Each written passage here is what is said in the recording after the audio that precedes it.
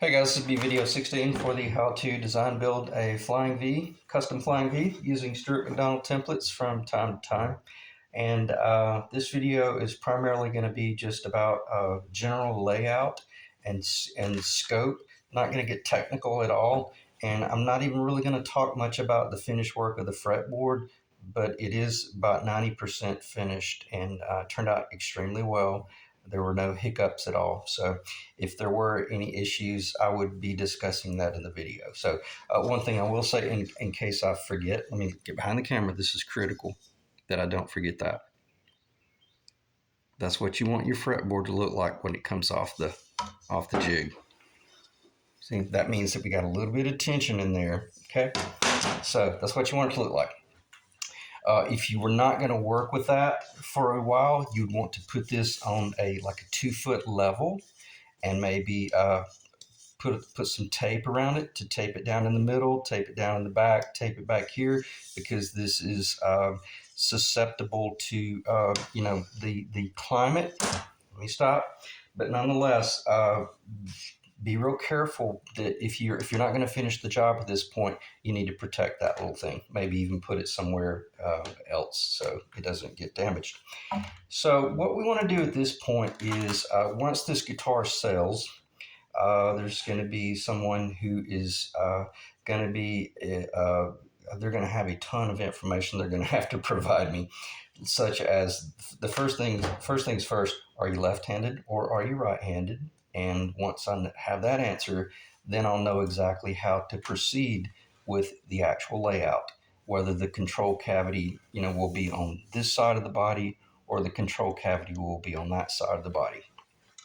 Or if you elect, since I can't do that work, since I can't do any of that handing machine work, then if you're a builder or a repair guy yourself, or you're someone who's really wanting to do your own project, if you don't want me to do any of that, man, that is cool all day long. Now I'm not going to give any discounts because I have the jigs to do this. Or literally, I could do it near blindfolded, but you might not want to do a large control cavity to receive a whole bunch of electronics. And because quite frankly, all you may be doing is just a master volume and a tone and a three-way selector, and maybe all you want to do is a real small control cavity. And I'm going to stop. So talking about that, but nonetheless, that's where we are in the project.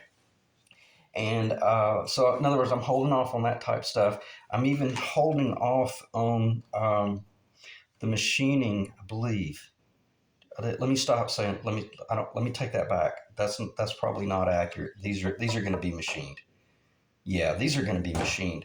And like I said in one of the past videos, the two locations here are going to be machined, and then the bridge location is going to be machined for a right-hand player.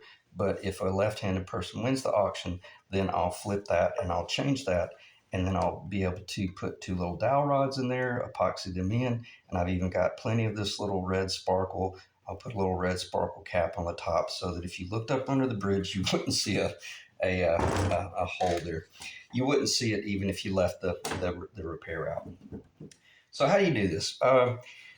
You're connecting at the 18th fret, and this will be kind of general conversation, which we've already talked about a little bit. So I won't spend too much time with this. Or let me put it this way. How did I proceed from this point on?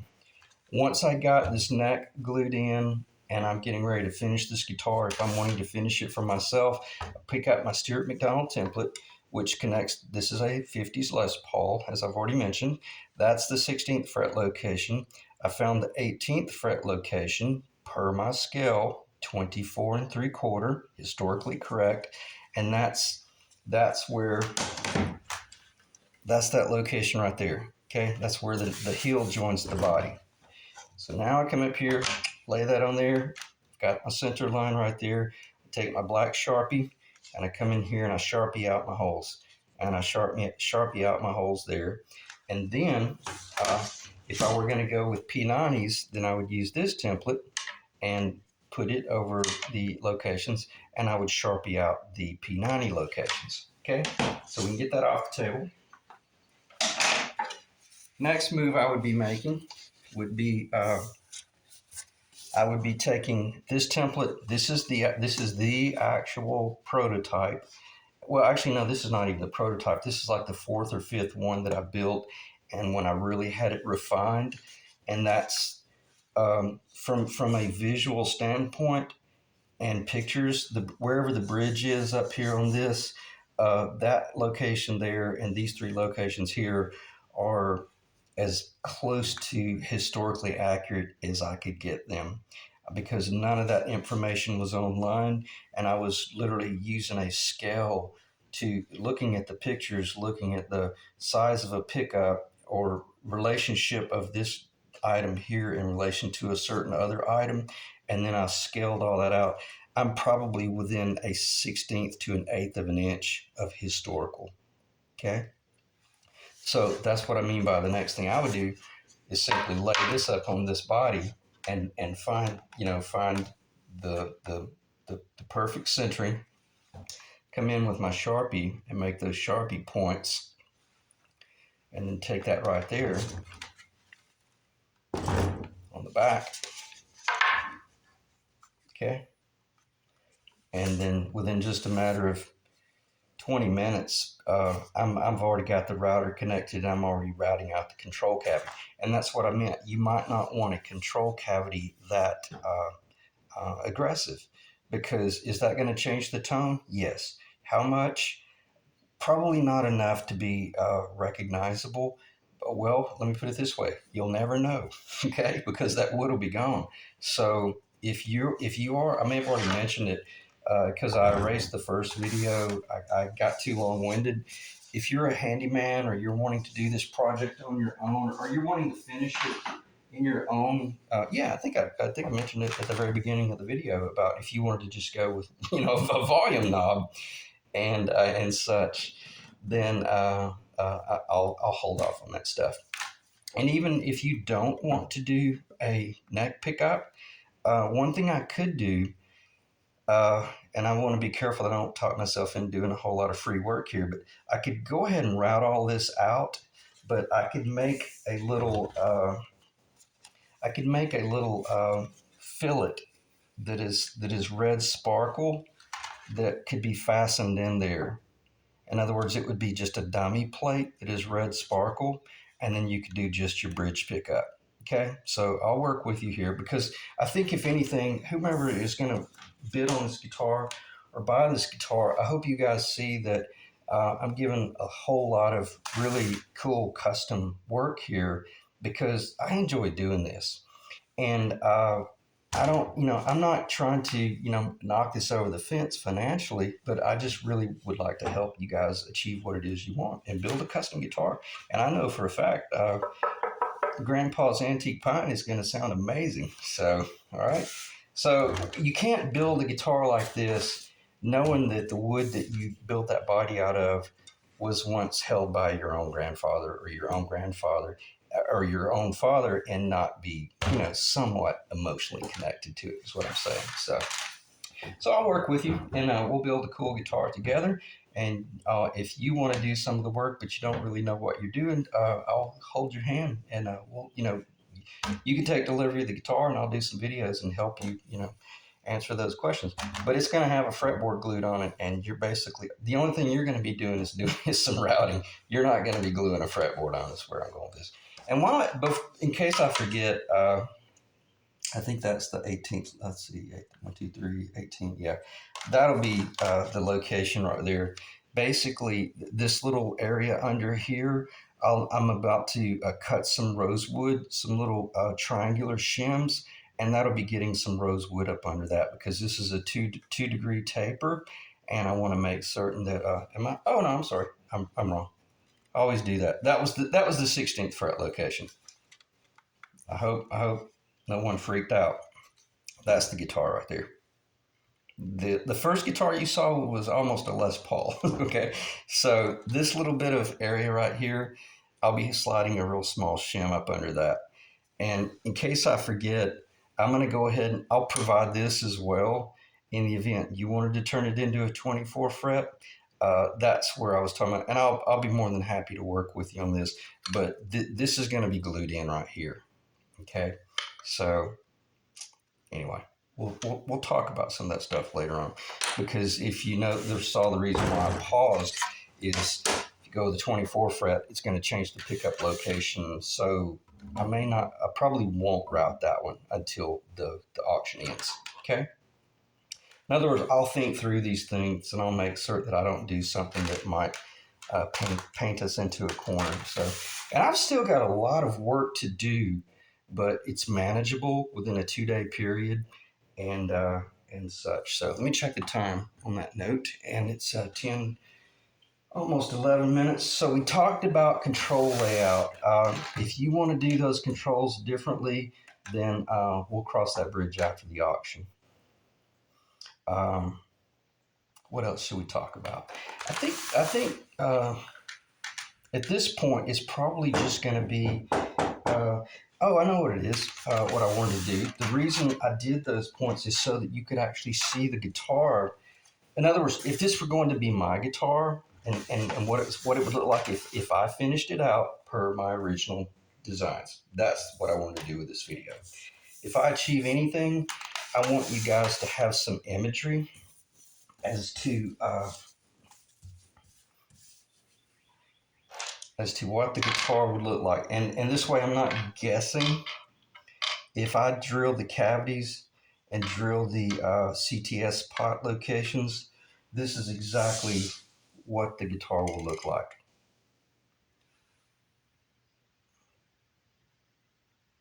You may not be able to see that, but there's black Sharpie marks right there.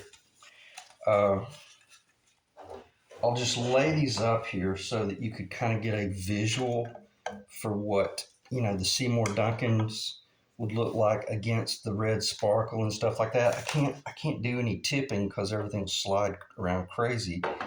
So, but I can turn it a little bit so you can see the light and the sparkle. So that's the pickups that I would put in it. So let me go back to where I was.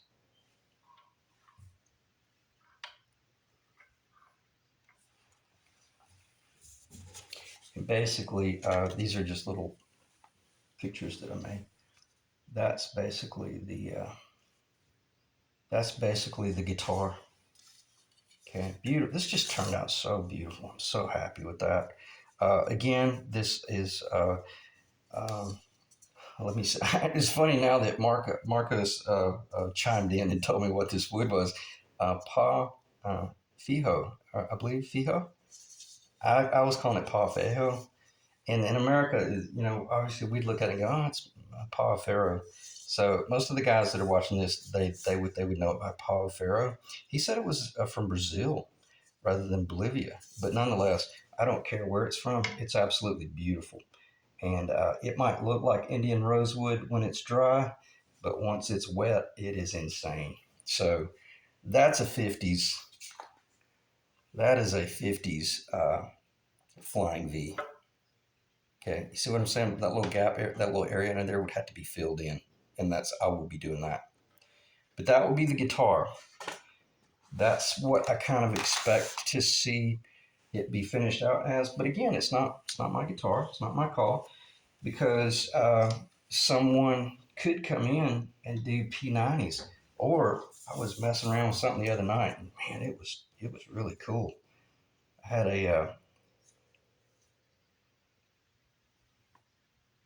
a P90 in the neck. Oh, I got the wrong one. That's the staple. I had a P90 in the neck, and then damn it. I wish I could lean it over, but I got to tell you, damn it, it just keeps. I'll just leave it put right on the table. That's pretty cool. Never seen anybody do that. I don't know what it would sound like tonally, but I got a feeling that would be a pretty mean guitar. So again, I will, I think I already clarified it. I won't route that location up there because I designed that heel way back months ago so that it would allow the. I think I've even designed it so that if you wanted to put a single coil up there, don't hold me to that. I'm pretty sure. I don't know if that would work now, but so don't hold me to that. Uh, but I know that for a fact you could put a P90 up there. Okay, based on where the heel is, got plenty of room. Okay, so just want to give you some ideas there. All right, let me think. What else should I what else should I show? I imagine this is probably going to be the typical guitar. Let me check, make certain that I'm at the 18th fret. And I really do want to get this back up on the phone.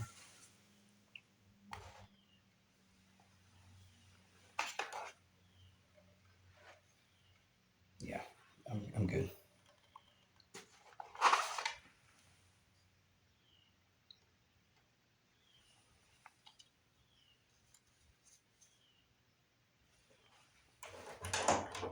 Okay. Where did this go? Oh, I don't know if I've got a washer.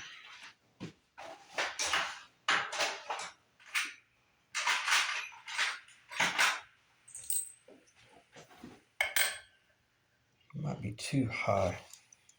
Let's see. No, that's about okay. I can't remember your name, but there was someone who chimed in about a week ago, and they asked me about, hey, what I thought it was supposed to be a 1.5 degree pitch at the neck to the body. You could do a 1.5, but if you did a 1.5, it would force the Floyd Rose to be so close to the body that by the time you set it up, I don't think you would be able to go sharp on your Floyd work. And this is not the type top that you would want to see somebody have to come in and route every bit of that out right there. And also, because these pickup rings, they're not thin at the bridge. That bridge pickup needs to ride fairly high with a slanted bottom. So just understand that I'm not being arrogant, but I've spent a lot of time thinking about this guitar and this design so that once I got all of these variables turned into constants, even if I forget why, somewhere down the line, I made the decision between a 1.5 degree install versus a 2 degree versus a 2.5. Or I even built a guitar that was 1.5 or 2.5, and I realized it was either too weak or too strong. Okay, so where I'm going with this baby is refined to the point of just being a phenomenal player, and doesn't mean you have to start out with a Floyd, but you might go transition to a Floyd later on. I would really recommend not doing a Floyd on this guitar. Well, let me back up. That's not true, because the last one that I built for Josh up in Boston, uh, man, that what guitar sounded amazing, and it was just had all the kiddie pool carved out in the back for the Floyd Rose, the springs, had the big body hole cut in half, it had humbuckers locations cut, and that body rang like a bell. So I just know that if it were left solid, it would sound different than if you hollowed it out and put the Floyd Rose on there. But as far as sex appeal, man, that thing is that is a sexy, sexy guitar right there. Imagine flipping it over, seeing the Honduran mahogany neck with the stinger on the back, and I swear that one of these days there's going to be a stinger painted on the back of that guitar. Uh, and then even let's check the time. 19 minutes of pure flying V psychotic rambling here.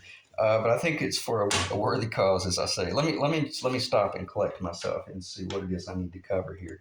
Okay, so you see that.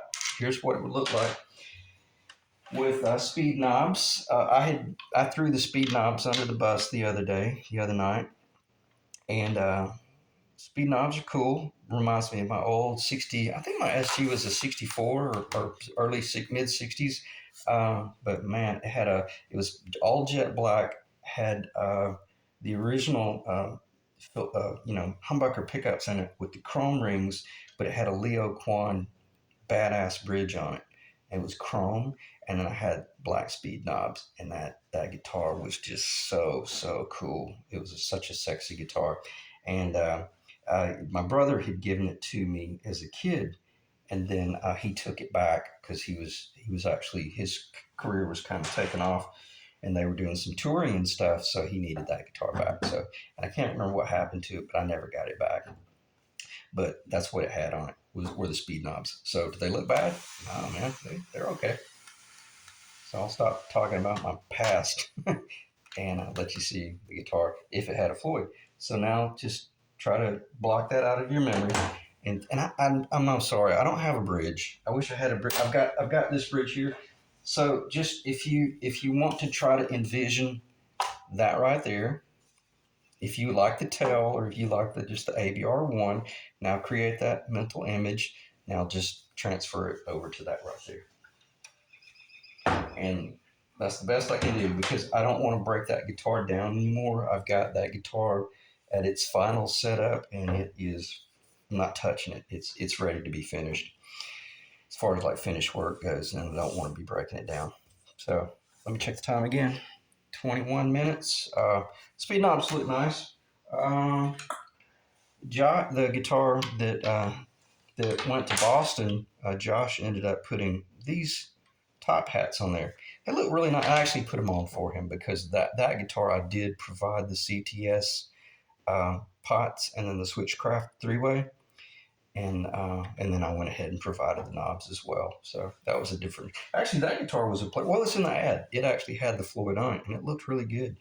But now I'm definitely rambling. So let me back up and regroup and get all this stuff off, and let's look at the fretboard connected to the body a little bit, and maybe let's talk about the fretboard some, since I wasted time talking about all that other stuff.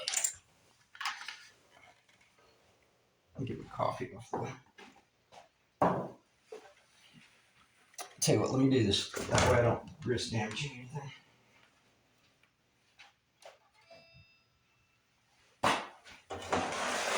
Okay, I hope the camera doesn't cut me off anytime soon. But let's look at what's in front of us. 18th fret location. This is very close to being finished.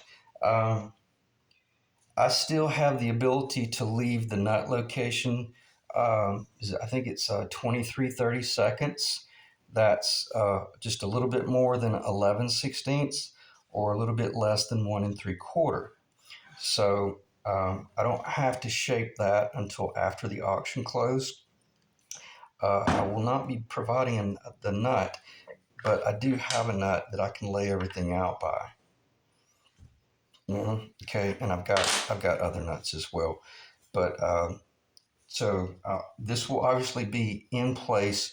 This will receive your typical 3/16 inch nut. This will be painted black, and all you'll be doing is basically you could basically take the nut and just sit it on there and string it up, and then start determining your setup from there on out. Okay, but let me see if I can. This is really hard to make it look attractive until it's actually glued on, and then also it's going to get more lacquer on the neck, so it's going to be far more. There's going to be far more warmth in the lacquer, and then this will. Will I oil this? Yeah, I probably will. But the thing about this fretboard, and let's just go ahead and talk about this. Let me get some